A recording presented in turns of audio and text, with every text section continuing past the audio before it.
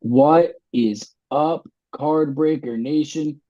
This episode's a little bit earlier than usual. We might kind of experiment with the times a little bit. We might try to start doing them now. We'll see.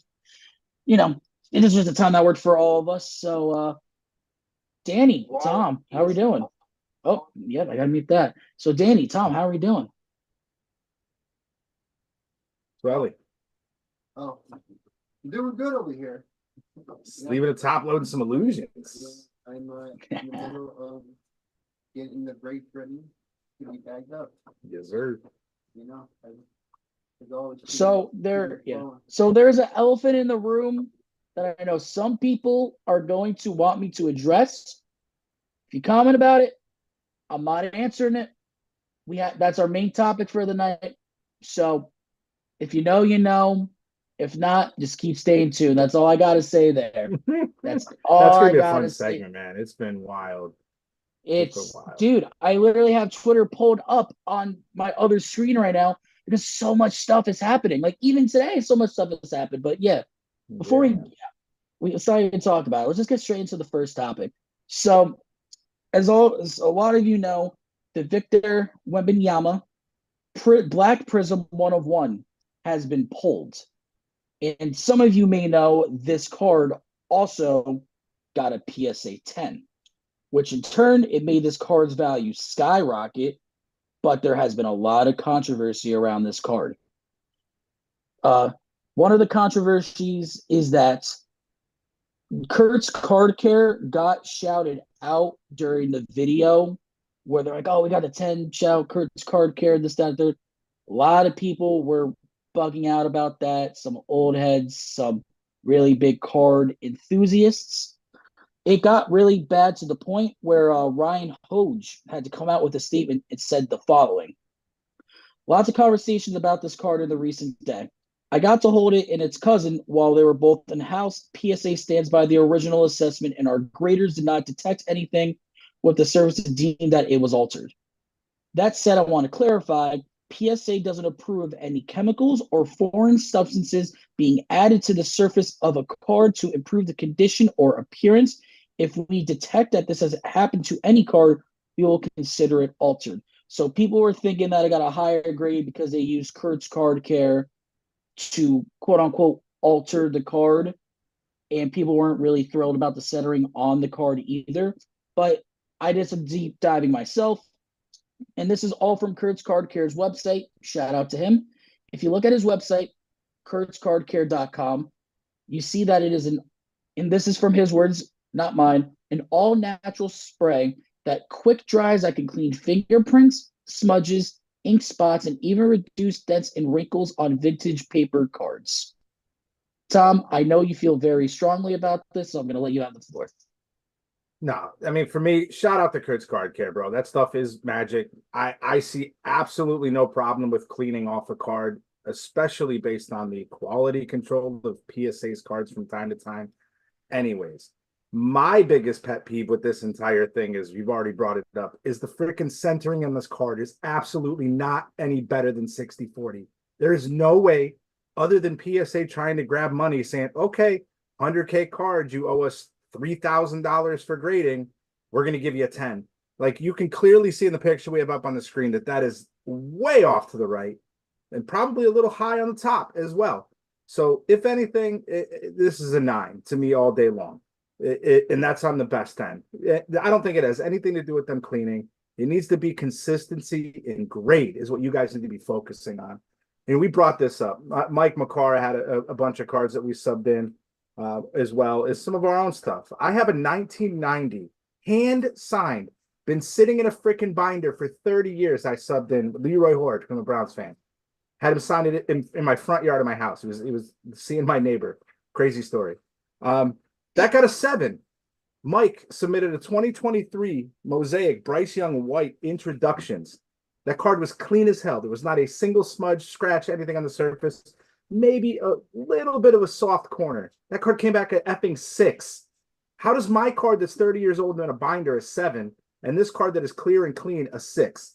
And then a card like this where you can clearly look at it in the holder and see that it is extremely off-centered, and yet that got a 10. That got a 10 because the difference in price for them was 50K. So you're getting $1,000 grade fee, or you're getting a $2,000 grade fee. That's the elephant in the room you should have been focusing on trying to talk about, and not talk about, hey, yeah, we don't care about card cleaning is altering. No, his stuff's all natural. It's the same thing as washing your hands. Like, you're not going to go through life not wiping these cards off before you send them. Everybody does it, whether they're using Kurt's Card Care, whether they're using spit. Who cares? But I'm sorry, this card is not a 10 to me. Congratulations, whoever hit this got it graded, and you got it back at 10. More power to you. It's not your fault. But I don't, just look at the picture, Nation. You can tell this is not this card, compared to some of the stuff that I've subbed that's come back 7s, 8s, and 9s along the way, has been better than this. And this is a 10. So whatever. That's my big pet peeve, man. It's the inconsistency in gradings. It's not so much that. It all depends on what grader you get, what his attitude and what he feels like for that day, and that's what your cards are getting. So that's where I think they need to focus their time and effort, not about whether I'm using a cleaning substance to clean my card. You need to be worrying about whether you're consistent in your grades. Shout out to your boy SGC, man. That's the one thing that I think SGC's got right, is they're consistent. It's consistent. Maybe a little higher than maybe a PSA would give sometimes, but it's consistent. The same card, you could crack the case center, you probably get the same damn grade again. I want to crack this Bryce Young White. I want to document me cracking this case out of a 6, resubmitting it, and watching it come back a 9 or a 10. So it's like I said, it's inconsistency in grade. This is not a 10 to me. Just looking at it, I'm not the grader at PSA, but you make your decision, Nation, looking at it. Is that a 10? Jury's out on that one. No, I totally agree with you. And if you were to crack that card, would you go back to PSA, or would you would? Yeah. Well, Mike's a heavy PSA guy. I mean, SGC is an option, but I want to prove that to them that you're just inconsistent. Because like I said, this card is clean. I mean, if my background wasn't blurred, I'd show it to you. But there's no reason why this damn card is in the background. Show it for the people. Show it for the people. Yeah, man. You tell me what about this card constitutes a 6. I mean, she is clean. That does not constitute no damn 6. And this card, albeit I got an 8 on the auto, understandable, but that's a 7. Like, that's a better grade than this card. I can clearly see on this card soft corners. Like I said, it's been sitting in a binder for 30 years. This card was fresh from pack, right into a top loader, literally right to PSA. So, yeah, come on. Yeah, Mark says, clearly not centered. I feel the same way with the ones you've sent for me. It's just, dude, wildly inconsistent with them. Yep. It's a shame. You're the biggest grading company, and it's just, I don't know. It just seems like they're just trying to get shit out the door at this point, man. It's kind of upsetting. Mm-hmm. It's kind of upsetting. All right. So for topic number 2, this is a very interesting one too. Panini has just reached a settlement in the unfulfilled redemption lawsuit. According to Paul Lesko on Twitter, the parties will file dismissal papers within 30 days. This case was sent to go on trial May 20th. It was going to be very interesting, especially because this was not a class action lawsuit. It would have meant that the individual collectors would have had to sue Panini for unfulfilled redemptions, and there could have been quite a few lawsuits in this instance. And looking at Paul Lesko's Twitter, he said, and this is a direct quote from him, there's an update on the Panini redemption case, and it's the worst news ever, and I mean ever, really. The case settled? No. And he goes on a tangent of tweets saying, I mean, congrats to the parties on working out a settlement that appeared to be confidential, and we won't know what happened. So after years of wanting a jury to weigh in on the legality of Panini's redemptions, we don't get that. And they wrote, yay, I mean, wow. So yeah, he's being very sarcastic, which I totally get.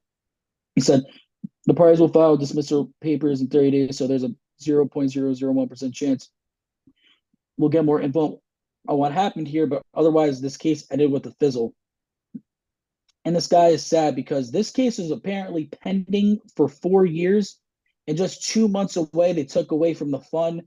So yeah, he's not happy about it. He said, so this is it from the case. What did we learn? The judge was not going to allow a consumer fraud case to go to the jury, but not as a class action. meaning anyone hurt would have to bring their own claim. And he did like a very big, deep dive into this like 2 years ago from what I'm looking at. Yeah, this guy, he's like posting memes and all that stuff. He said, looks like my Panini redemption for a May 2024 trial got replaced with a 2024 settlement. Sigh.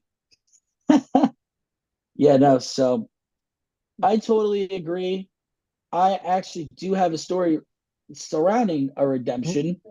So I had a Wandale Robinson RPA from Origins last year that I bought for my brother.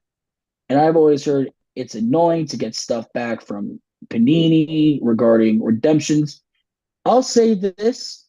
I called them about 2, 3 o'clock p.m. Eastern. I got right on the phone with somebody. They didn't have any Wandale in stock, but I will say this: they did make it right because we'll say this. It was not even a number. It was a Wandale Robinson RPA. This card's probably going for about 30, $40. They sent me 2 sparkle packs from Prizm, so I personally can't complain on that end. They did right by me, but from what I've heard from so many people, it's always just horror stories. So I might be a one off, but more times other than not, with these redemptions, a lot of people are always unsatisfied. Yeah, I mean, Dev, a member of ours from the beginning, we had a Mahomes auto out of Luminance 2021 Luminance. It's been in there for going on 3 years now. Zero movement at Yeah. all. Yeah, you might You want to know, call and see if you can get a white sparkle pack. I had a redemption mat pour out, and it came back with a blue mark. Right yeah, on all it, over the like patch. dead snack, middle, like Yep. noticeable, like it was crazy. Yeah. My brother's in the chat. I'm buying hella redemptions if anyone wants to sell. Yeah, no, that's yeah. After what my brother saw, he's just buying up all the redemptions. He said, "Screw it, I'll wait a year and I'll take sparkle packs." And honestly, I Yeah. don't blame Prizm sparkle packs for next year with all the rookies that are going to be out. You know, you get your hand on It's not a about bad 5, 10 move. of those. If No, if it's if no. it's these mid to low end guys that just happen to not sign, your Aiden O'Connells, your uh Wendell Robinsons, if you will, like that's understandable. Like if you're gonna give me 50, 60, $80, $100 worth of replacement cards, okay. Yeah, I can walk away happy with that. But when you hit a number to 10, freaking Mahomes auto, it'd be like a second or third year auto and it's nowhere to be found, and it's probably never going to be found. It's never going to get signed, and it's just going to sit there as a dead redemption. We're going to go to the National this year. I'm going to probably have to white box it, cross my fingers that it's a comparable card and replacement. Like that's where it really gets me, right? Like these big dudes, just don't stick them in the product if you don't have their autographs already, because you know how hard it's going to be to get somebody like Mahomes or Brady if he signs stuff for Panini and stuff like that. Like Yeah, getting these guys to sign after the fact, they're not paying them. I mean, that guy just to sign his autograph on a helmet is like $1,000. How much do you think he's going to yeah, charge you for a sticker? 2, 3, $400 probably. So now you're inherently making that card more expensive.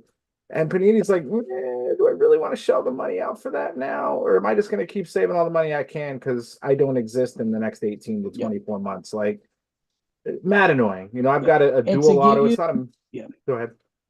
to give you an idea of what's pulled in the sparkle packs, me and my brother realized you can't sell them, and you can sell for a lot more than what they're worth. Because I'll show you the hits of what was in there. We got a red sparkle Jake Hayner. You got a red sparkle Von Miller, red sparkle Chris Jones. Pretty cool color match there. And then you have a blue Josh Reynolds 296. There's another blue card. Wasn't really worth anyone to note, but yeah, we got one rookie quarterback to Jake Hayner, which is cool. So honestly, if my brother holds on to it for a little bit, I feel like they're gonna get sick and tired of Carr eventually. This dude's gonna end up going out there, probably start a game next year if I was to think so. So there are value to be found in the sparkle packs. It's just a matter of if do you want to take the risk of opening them like a regular box break, would you want to take a risk of getting this team and possibly pulling a card, or would you rather just have the sealed quote unquote wax or packs to just hold on to and sell for more money? But you'd feel stupid if you sell it to somebody and then they're pulling a gold CJ Stroud Yeah. card. Yeah, That's at worth this point, yeah, $2,000. you're Yeah. eating that pack, bro. You ate the card, you bought into the card, Uh-huh. you're eating the packs. You're gonna rip them. If you were getting like a case of packs, like I've seen some people get some, I've seen people get 20, 30 packs sometimes. That maybe you make a break or you sell them individually or something like that. But now you're eating that pack, especially like with you guys with the Wendell. There was no way that was going anywhere, but in the trash as far as the cellophane for that pack. So, but like I said, the low end card's cool. The white sparkle packs I think are a fine replacement, something like that. But Yeah. we start getting into the big boys, man. Like we have a National Treasures dual booklet. It's what Mountcastle and I don't remember from 2021 NT baseball. Again, not a super high end card, but it's National Treasures, right? Like what's Yep. going to be a fair replacement for that? And like what are you going to give me in replacement for a Mahomes auto to 10? Like you got to be giving me like a sick white box 101 that's of comparable value for sure. Oh yeah. Also, when I was on the phone with Panini personally, when I was with my brother, because my brother right now has a Chris Olave out of 5 National Treasures RPA that he is waiting to get redeemed. So what they said is that he signed a third of his stuff and they sent him more stuff so they'll be able to hopefully get it out. But what they basically said is that if there's they'll try to send him something as equal value, or even if they don't send him equal as value like towards a player, they said that they would even send like a better player but a higher numbered. So, say it's like, and this Olave doesn't get fulfilled, maybe my brother ends up with like a Justin Jefferson RPA that they found to 25, which, and then, I mean, that's probably a better card, but you know what I mean? It seems like they're trying to do right on the redemptions on the back end from when I personally speak to them. Like I said, can't speak for everyone else, but from the person I spoke to at PSA, I mean, not PSA, at Panini, it seems like they're trying to get these redeemed and trying to get them fulfilled. They definitely need to. That's for sure, man. That's always been their Achilles heel, are these redemptions and quality control, right? So and Exactly. Panini And Todd points, man. Too many said, damn Panini points.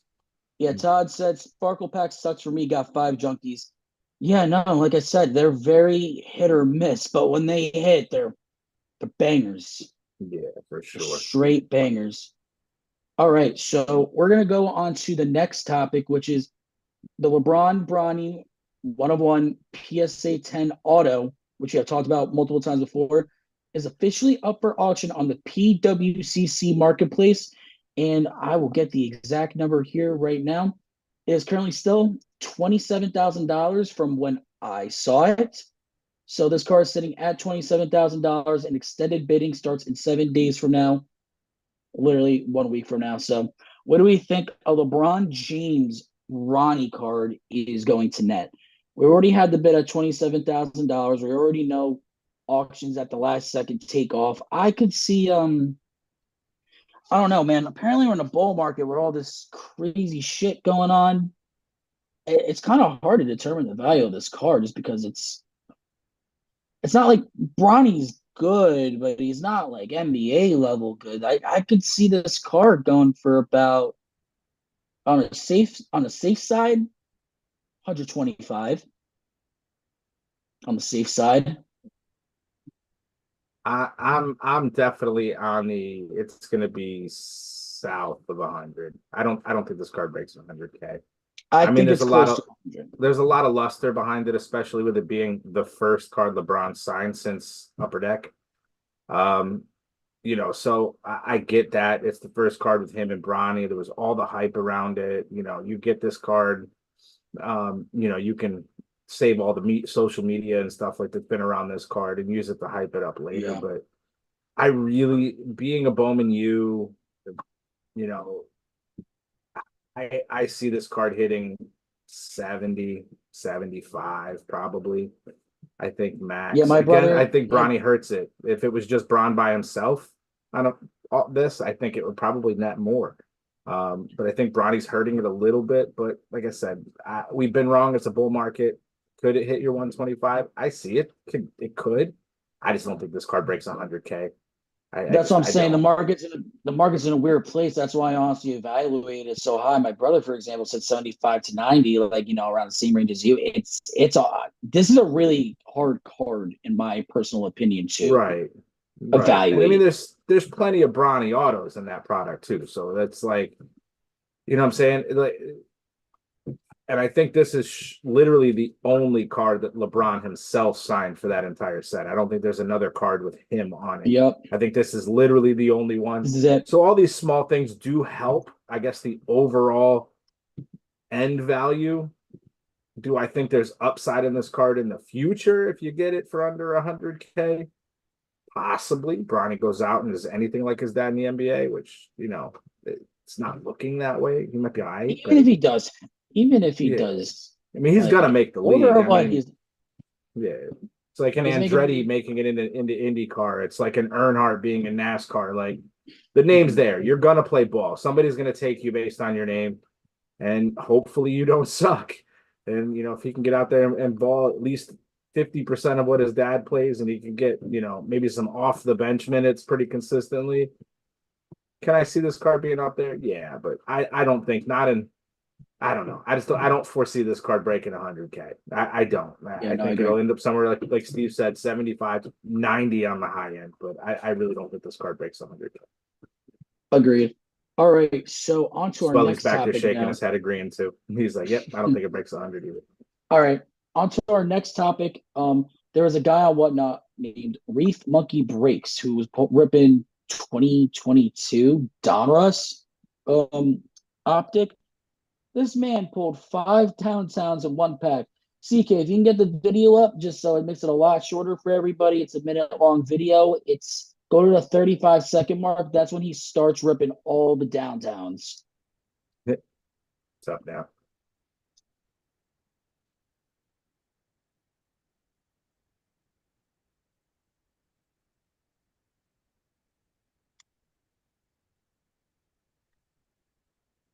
Yeah, so you see the Wilson, the Herbert, the Malik Willis too, an AP. I'm watching the video on my end as well. And then the last one was Chris Olave. That's what I'm saying. They're good. I mean, the Malik Willis one's kind of like a little bit but I mean, still, can you really complain if you're ripping a single pack and you just see 5 downtowns? Yeah, man. Absolutely nuts.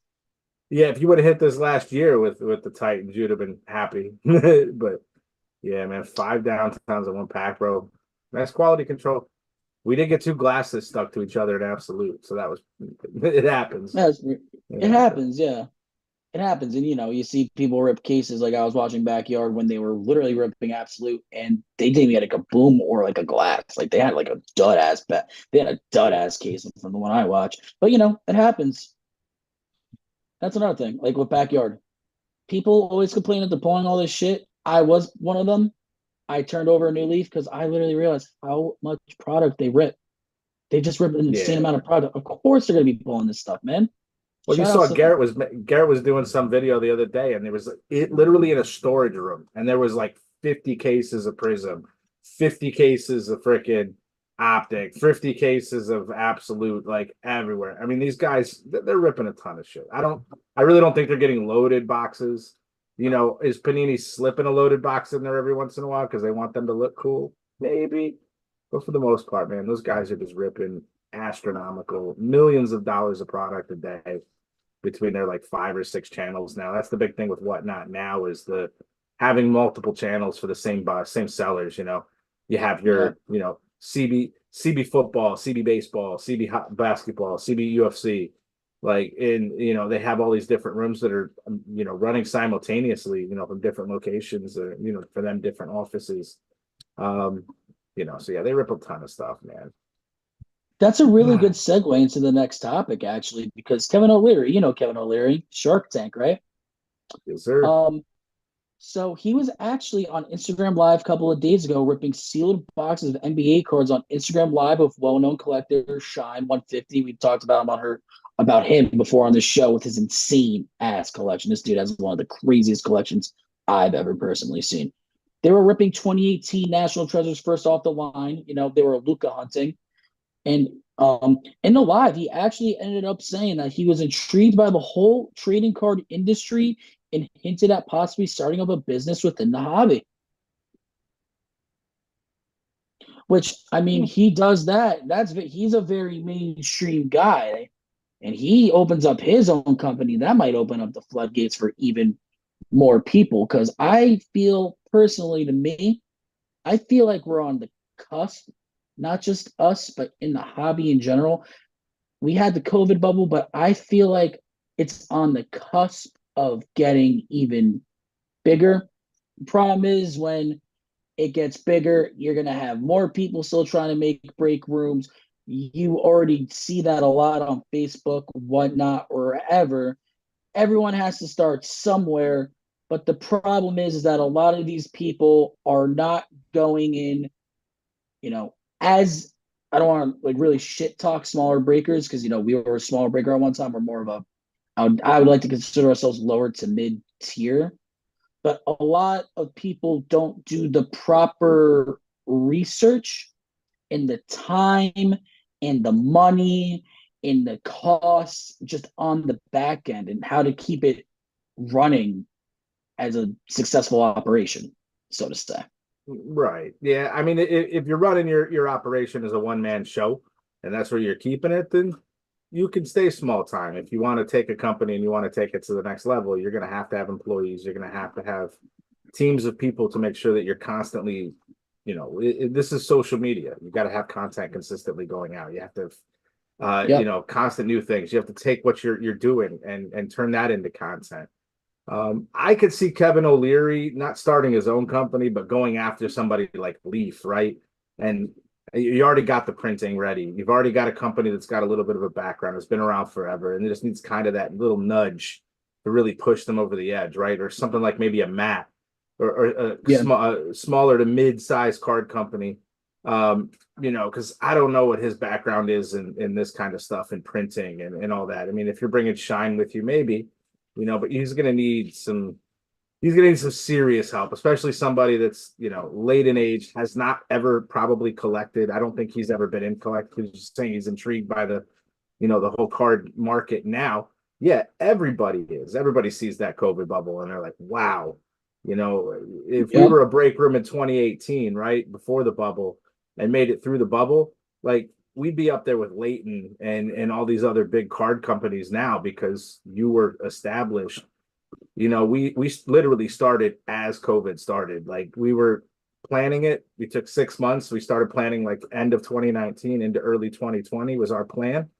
And we were there and we did extremely well through the bubble, which is kind of the push that we needed to get to where we are today. Between all of our platforms, probably with 15,000 members, 15,000, followers between Instagram, whatnot, all that stuff. And that's nothing to shake a stick at. And that takes time, that takes effort, that takes a lot of late nights and early mornings and a lot of manpower. As you see Danish back there, Danish is here 4 to 5 days a week, sorting breaks, making sure that we're staying on top, we're ahead. At the same time, we're pulling cards for members, we're grading, we're trying to consign some stuff for people through eBay. There's all these things that, as you start to get to a size of a room that we are, that your members are going to almost expect, right? You're not just some guy sitting in his basement that just rips cards on the weekends and, ships them out when he gets a chance to. Like we have set, everything's the same every week. We have plans. Everybody knows how to reach us. And it's a consistent customer service game. And I'm saying you're at the same time, you're trying to please your customers. The breaks sometimes don't please them, but you have to take the time and effort and make sure that you're doing what you can to take care of your people on a day-to-day basis. And that stuff can be exhausting, especially as a one-man show. That's why I see a lot of the small, 1,500 to 2,000 member rooms will kind of falter because you get to that tipping point where you have to be prepared to put more money in to get more money out, and it takes a lot. Being able to source cases so that you're not breaking it $1,000 more than everybody else. Just because you're not running to your local hobby shop and buying them for retail, you have to try to find so you're breaking as close to retail as possible, without ripping your members off. And that takes a ton of work and a ton of time, a ton of relationships. And on top of that, not only social media marketing, but physical marketing, like getting yourself out to shows, being in these break halls and stuff like that for like the national, that all that stuff takes a lot of effort, a lot of time, and that's really kind of the catalyst that I think's got us to where we're at, and I think it's going to eventually push us over the edge. Gilly and G Money, our social media team, have been phenomenal.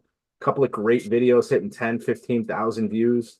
That's the kinds of things it's going to take to set you apart from everybody else, because again, this is there's a really big pond with a lot of fish in it, and you got to make sure you stay one of those big fish, or you're going to get swallowed up, and it's going to become something where it'll suck the fun out of it real quick. But you keep pushing, man. That's what we do here at the Card Breaker Nation, is we're constantly staying up on top of everything and trying to bring you guys the best prices, the best products, as fast and as often as we can.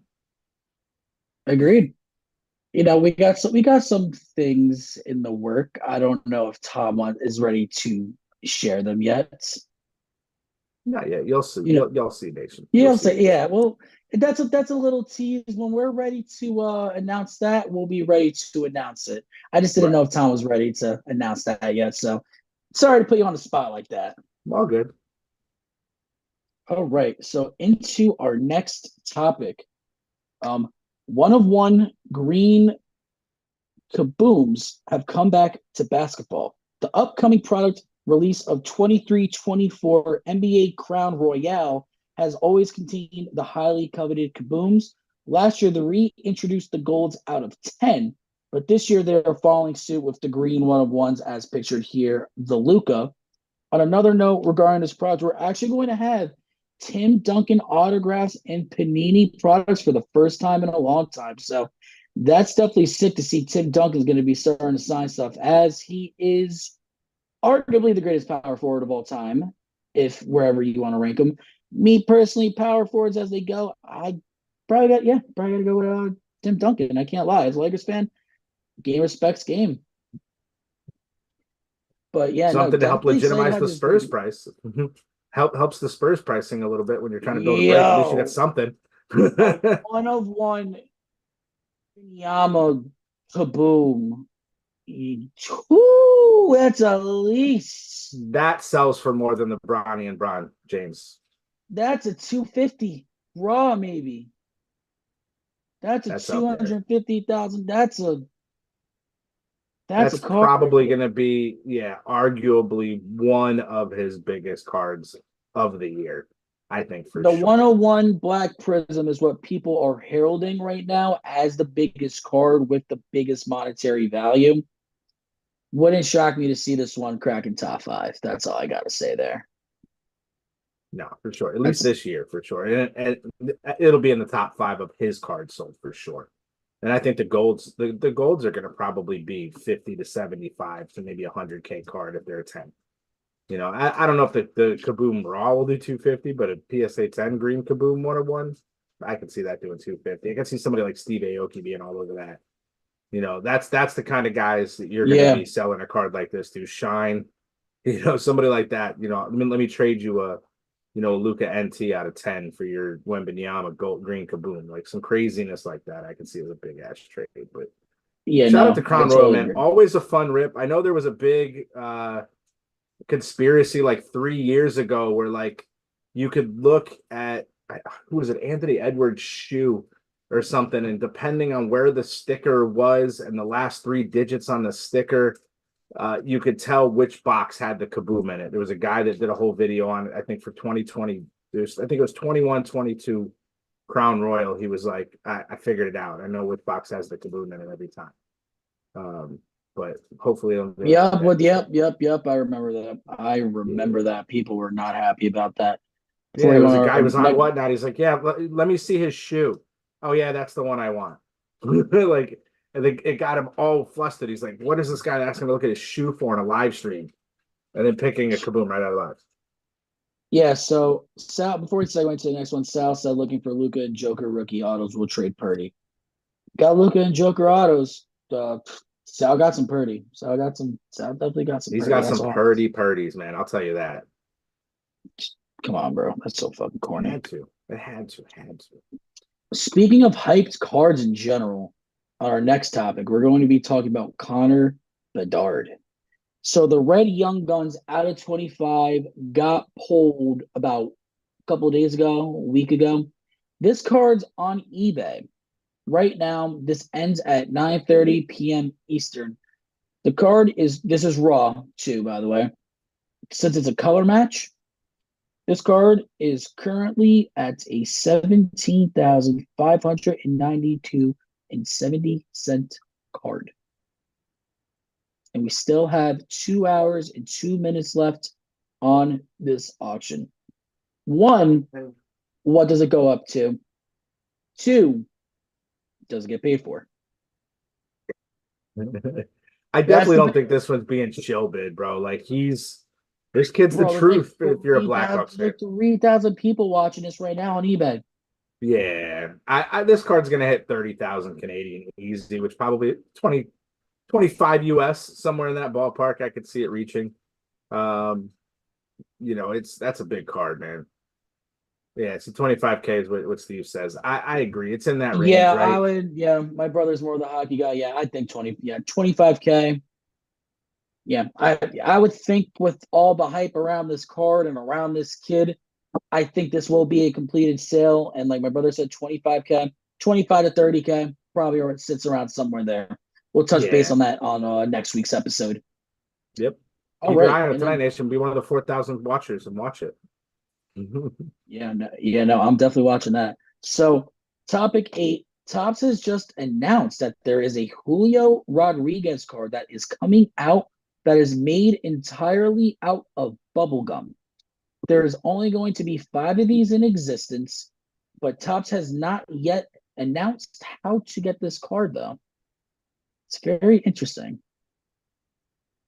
It's a nice little throwback to the 80s, 70s, 90s bubblegum era. You opened up a pack of cards, you had your piece of stale ass bubblegum. So honestly, nice little throwback, especially with the baseball cards.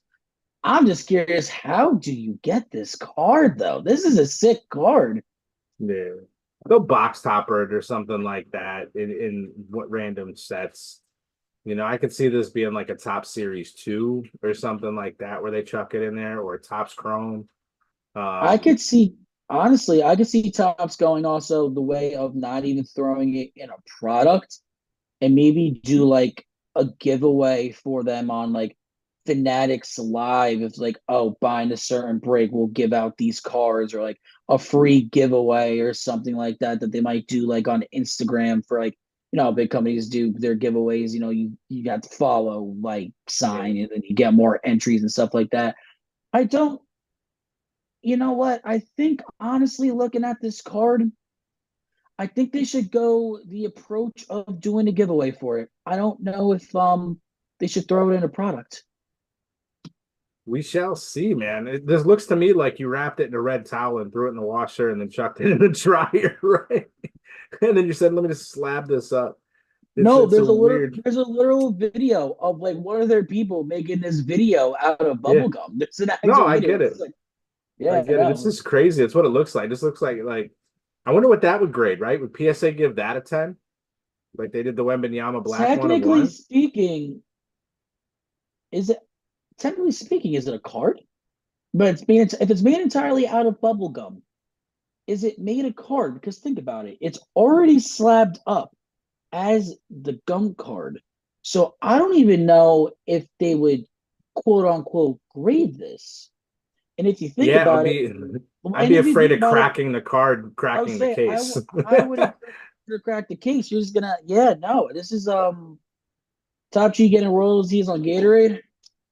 I am getting royalties on Brisk half and half lemonade iced tea. That's what I'm getting royalties on, baby. FDA. FDA grade. That right quarter is jacked. Yeah. They did the best they could with bubble gum. Now, is this pre-chewed or unchewed bubble gum? That's a good question. I don't know. If it is cheap bubble gum, that thing is definitely staying in the slab. I'll tell you that. Yeah. All right, so yeah, we're gonna go on to new releases. We only have one new release this week, which was Illusions. Elite Basketball as well. Elite Basketball as well. I forgot the picture for Elite Basketball.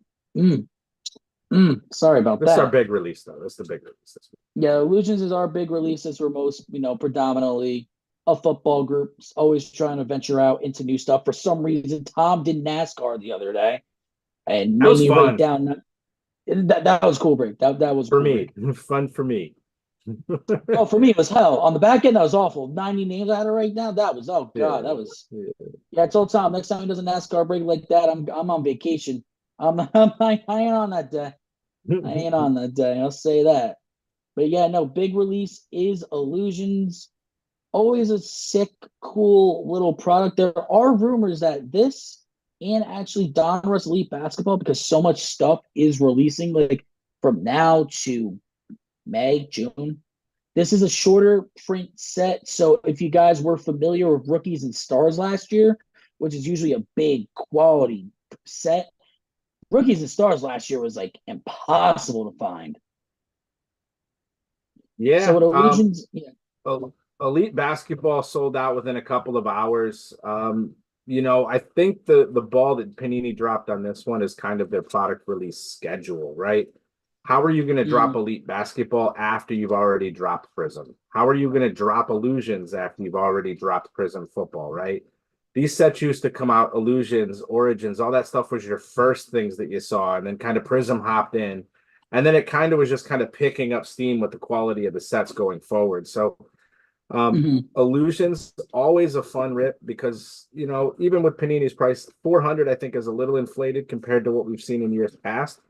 But it's a 3-auto 2-mem box, right? So for 50 cards, you're getting 5 pretty solid hits, plenty of color, plenty of numbered stuff in there as well to go with it, which is always fun. And the value is somewhere in that mid-range, right? Like if you had to offer me like an Origins auto or like a low-numbered Illusions auto or something like that, I'd put them in the same boat, right? A nice AR out of Illusions, RPA out of 100. It's probably a nice $500 to $600 card, and you could get the team for probably sub $200 on like a quarter to a half a case. So, and they do love to load these with at least solid rookies. The quarterbacks, they're a little harder to hit in these, but your Bijans, your Devin A. Chains, your Jordan Addisons, your Jalen Hyatts, like those things are plentiful in a product like this. Yep. So, if you're a dad, it's got a little bit of money, you go to your local hobby shop and you're looking for something fun to rip with your kids that's going to get them super excited about cards. That's something I would always put Illusions in, right? Illusions is always a fun rip. It's got enough cards that you don't walk away dissatisfied. Like, man, it's on a quarter case, 4 boxes. It's tough to walk away with nothing in a break, which is, how we've always built our breaks. Illusions, we're dropping quarter and half cases, and then we go right into mixers with them because it makes them really, really fun. I think we got one up now, 2 Illusions, 2 Rookies and Stars, Impeccable, Spectra, and then a couple of our Card Breakers hit parades. Like, that's a monster break as far as the number of hits that you're pulling, and it's not a full-on bank breaker, right? It's a pricey break, but you have enough hits that, again, the chances of you with these big teams at least walking with something that makes you happy, Jamar Gibbs, if you grab the Lions, or a 6 CJ Stroud patch out of boxes like that, I think you walk away with like, all right, cool, maybe I didn't get my money back, but at least I got something cool to throw into my PC, or I got something I could flip and sell pretty quick. And Illusions always does sell pretty nice. Some of the stuff that we've hit throughout our hit parades have been some really like higher end quarterbacks. Like, I think we had a Herbert Illusions auto. We've had a Burrow Illusions auto. Those cards in the market, $700,000-800,000, and they look dope. You know what I'm saying? So you're not paying Prizm prices, but you're still getting the players that you want in a card that is going to be able to spark up a conversation or be able to be given in like a nice package deal with, for a bigger card at a card show. So always a fun rip. Same thing with Elite Basketball. I know we don't have the photo, but Elite Basketball's up. This one specifically is super short print. Illusions, I'm still on the fence of how short printed it is. It does seem like it was way shorter printed than before, just because it does look like the secondary market's kind of, kind of drying up pretty quick on this one. But Elite Basketball always loaded with numbered cards. Again, 2 autos. Another solid box for basketball where you could have a good chance at like your mid-level guys, your Thompsons, your Carters, and stuff like that for your 23-24 season. So 2 pretty fun products back to back. We've got huge stuff coming, Immaculates, Origins, Limited. Like, it's a busy spring. They're going to try to dump everything. I think their plan is to be up to Optic by probably mid to end of May.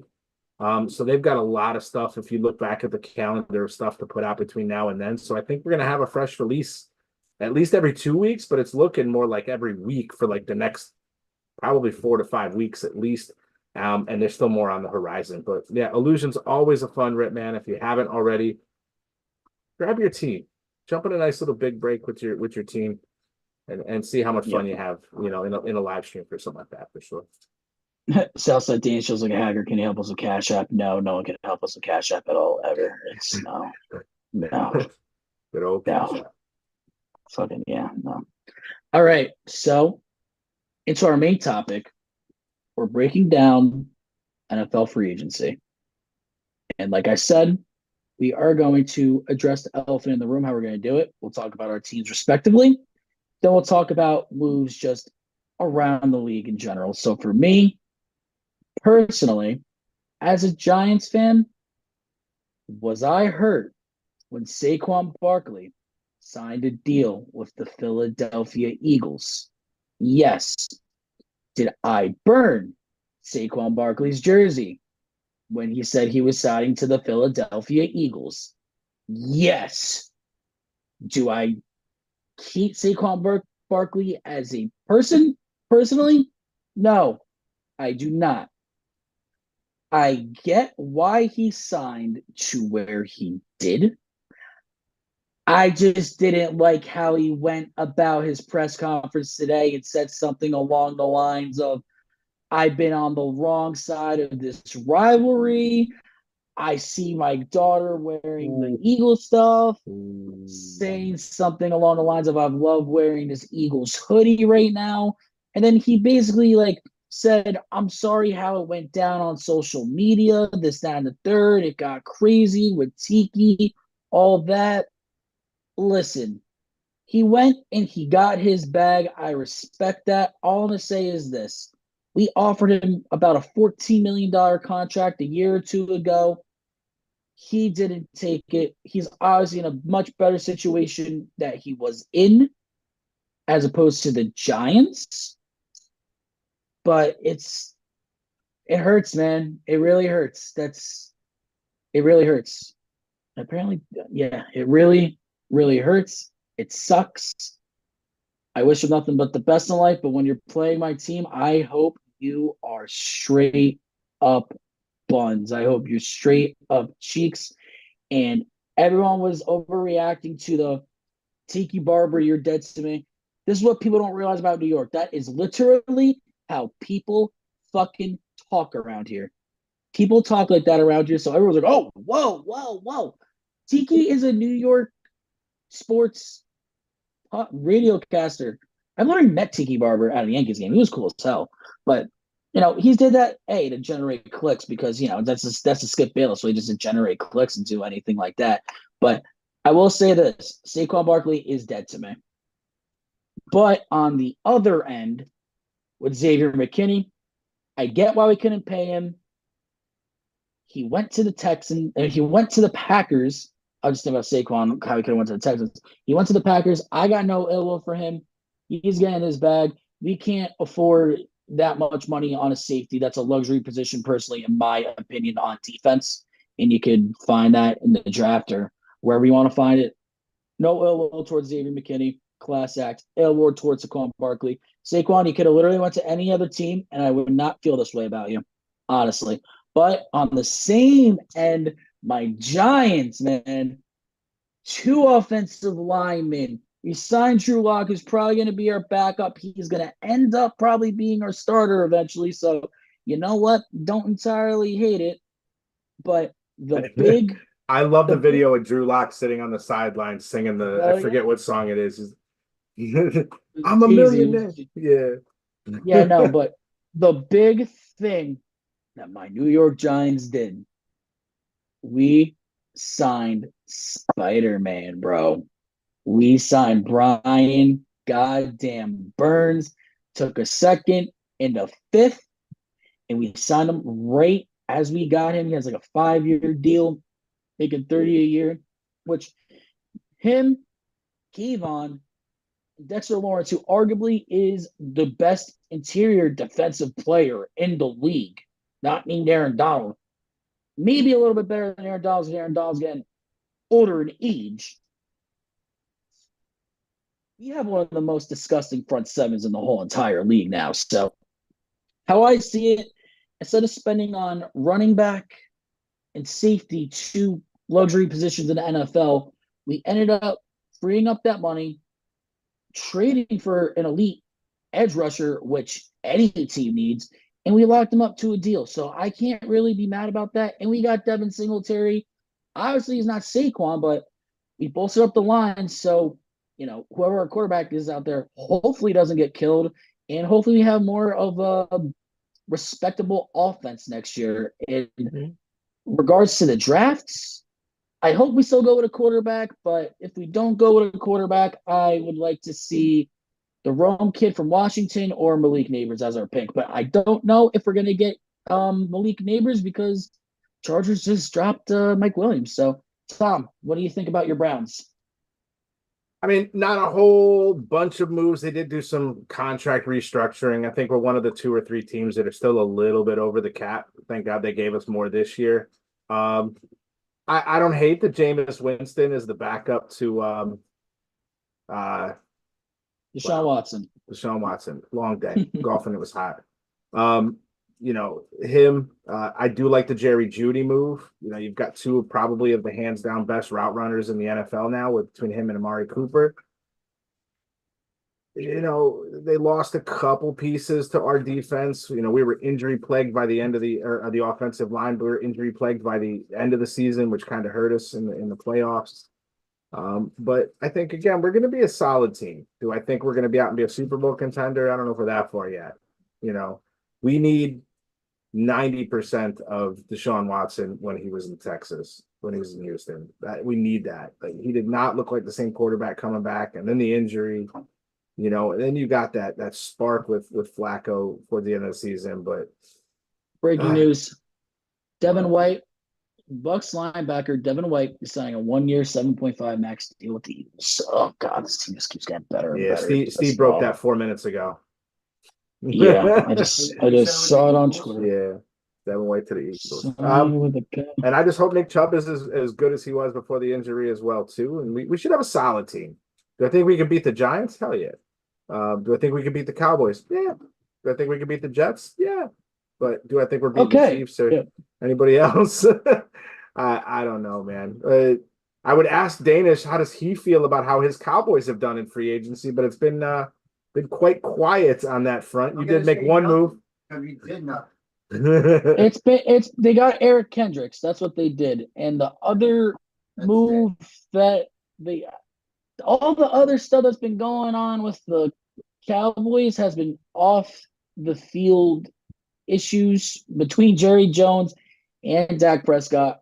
I'm not going to go into it. It's all accusations and stuff. I'm not really, what's it called? I'm not going to comment on stuff that is currently going on in court. So that's where that goes there. But some of my favorite offseason moves right now, personally, though, some of my favorite, I like Kirk to the Falcons. I don't know if they're going to win this year, but it's definitely an interesting move there. There's a lot of crazy trades going on. Where did they move Pollard to? Joe Mixon. Where did they move Pollard to? Where did Pollard move to?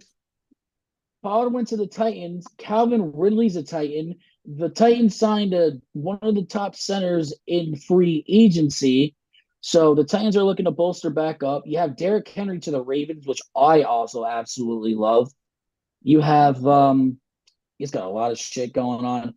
T. Higgins might be getting traded.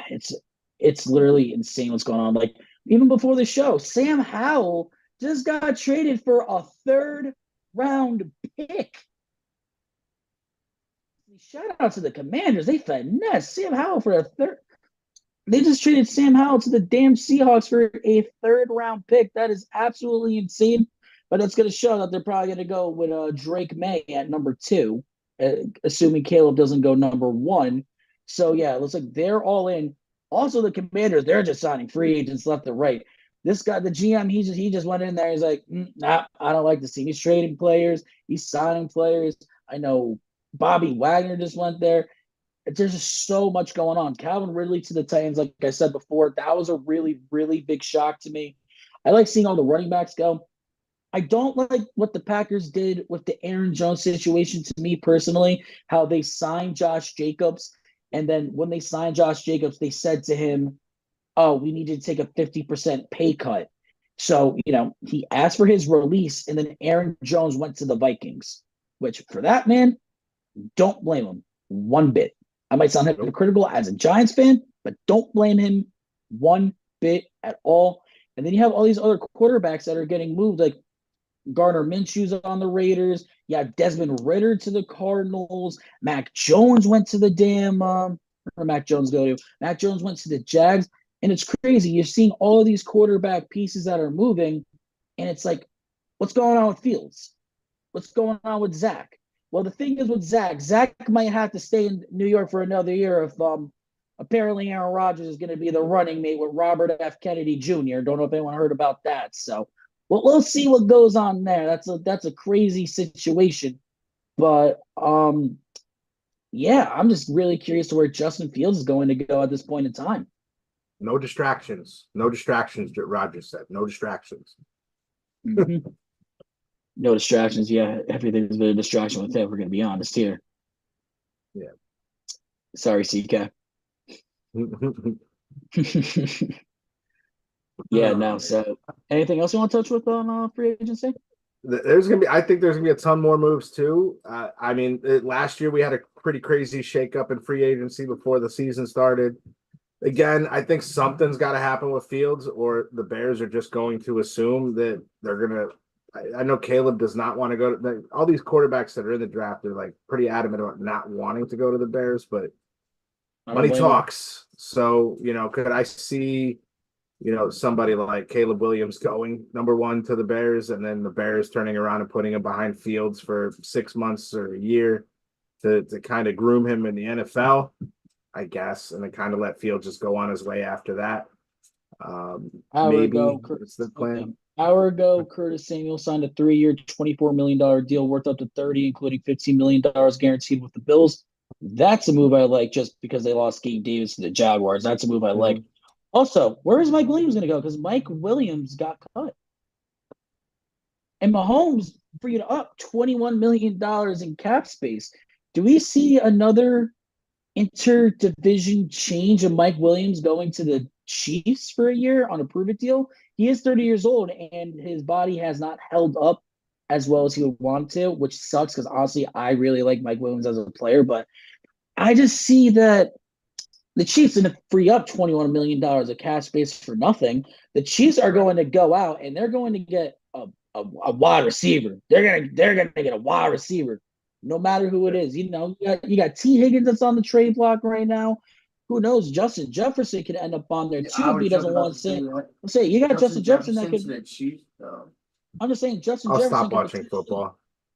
I'm just saying Justin Jefferson could potentially go there for the fact of this man had Kirk Cousins and now he has Sam Darnold as his quarterback. Who knows? There's a lot of variables that I'm very interested in seeing with the Chiefs of what they're going to do with that freed up money, specifically at the wide receiver position, because there's a lot of decent options out there. There's a lot. I agree with your brother, though. Steve just posted in the chat, bro. T. Higgins I think if anybody goes to the Chiefs, it's T. Higgins. I think they can get him for slightly less than what they're going to end up having to pay somebody like Jay Jettas. And Dude, I keep hearing this crazy ass rumor that's going around. It's like T. Higgins gets traded to wherever, but I keep hearing these rumors that Jamar Chase already has like agreed to like take less money, and they want Justin Jefferson on that team. That's another rumor I've been hearing. I don't believe it personally. I think that's just smoke, but that'd be insane. yeah, Justin Jefferson's a difference maker. That's for sure. Whatever team he goes to, if they're at least solid, he could be, take that team that would be a solid 8 or 9 win team to like an 11 or 12 win team pretty easily. Here's a real So, question though. What do the Cowboys do at running back now? Because they have Deuce Vaughn. They don't have Tony Pollard anymore. And a lot of the running backs are starting to get scooped up. I don't know what we're doing. I really don't. I don't know what the hell Jerry is thinking right now. But I was on the phone with Danny before. I think Jerry Jones is a little bit senile, and I think he's taking a nap right now during free agency. He's getting up there in age, so I think he's taking a nice little nap right now. Yeah, I don't know what that's a big missing piece. That's a very big missing piece right now.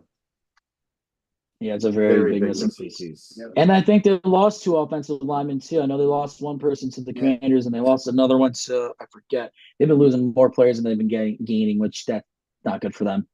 All right, so enough about free agency.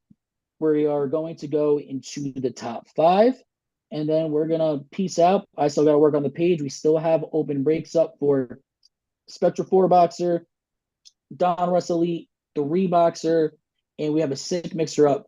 Hit us up in the DMs Nation. Always working to work deals. We really don't want to take Spectra down, but it's looking like we might have to if there's going to be no movement on it. So, all right. Into our top 5, we have the 1/1 Terry McLaurin Canvas Creations Illusion Auto. I know this was pulled about a couple of days ago, like 4 or 5 days ago. This is a sick card here, in my personal opinion. A 1/1 Terry McLaurin, I would personally hold on to, for the fact of they're about to have a new quarterback. He might,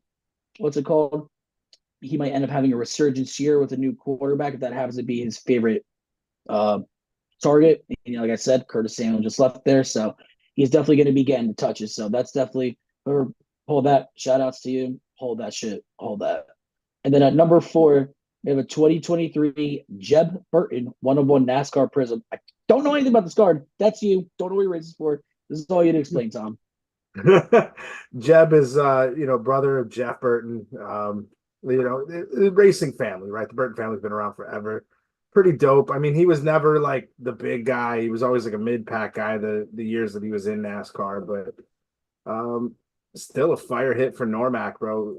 The 1/1, true 1/1. It's on its way to grading.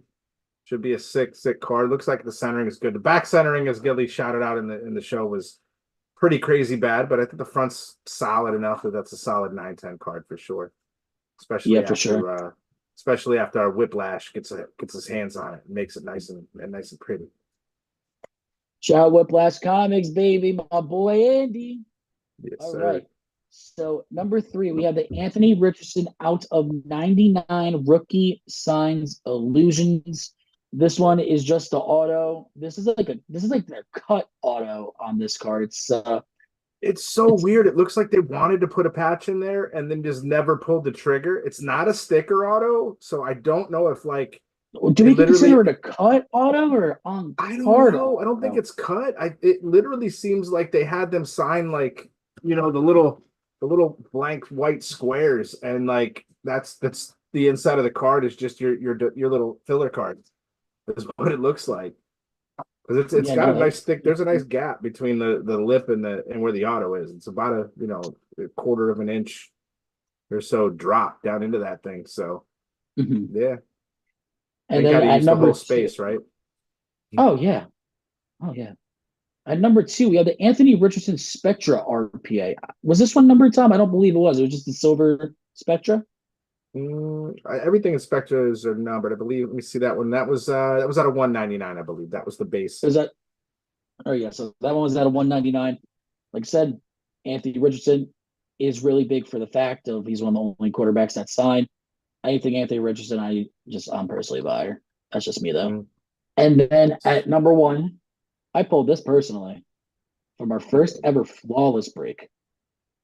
An Ellie De La Cruz, flawless RPA to 20. I got really nothing else to say about this card. Nasty ass patch, beautiful auto. It's Yep. the color match with the ruby. Yep. Big, big, big card. Expect Ellie De La Cruz to keep lighting it up this season, baby. It's definitely insane. 11 out of 20 on card. You know, it's flawless, Game not worn. licensed, but wow, it's still flawless, bro. And that card is flawless, bro. It's a beautiful, beautiful, beautiful card. Yeah, and that card was perfect. All right, so that's going to wrap it up for this show of Beyond the Breaks. As always, if you are watching on YouTube, give a like, subscribe, leave a comment. It definitely helps with the algorithm, more people to show it to. If you're on Facebook, if you're on YouTube as well, come show us some love, man. Come join the group. Let us know you came from the podcast. And as always, with our Facebook members, we can't do this without the Card Breaker Nation. We're always looking to make this show better and better each week. Hopefully, get more guests on here soon as well. So, from me, from Tom, from Danny, have a great rest of your night, guys.